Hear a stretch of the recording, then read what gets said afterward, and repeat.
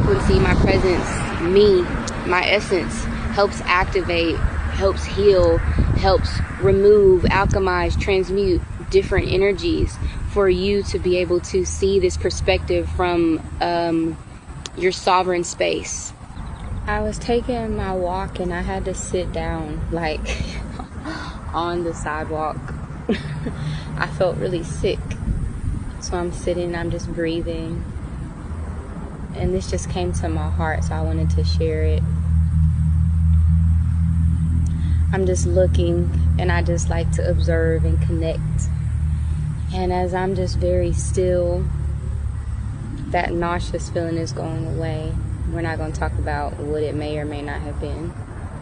But I had a very, very beautiful morning, and just connecting with myself and this life, and how there's so much mystery and trickery within like trying to find certainty of this life.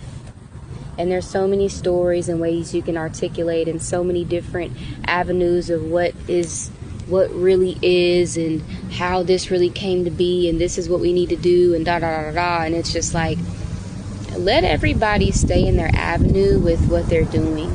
You know, if somebody wants to explain this life a certain way, let them do it. If somebody wants to share a certain way to meditate, let them do it, you know, because we're all here for different reasons, and everyone is experiencing a different perspective. And that goes for your healing, for like, I could explain this reality in what I believe to be true. I'm not saying this is everyone's truth.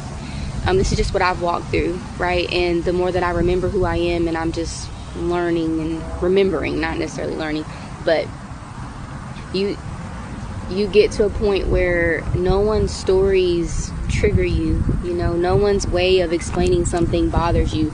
People explain it in a more spiritual way. People call it woo-woo sometimes. People explain it in a more universal way, a more cosmic way, a more galactic way, a more grounded, logical way, a more universal way, a more scientific way.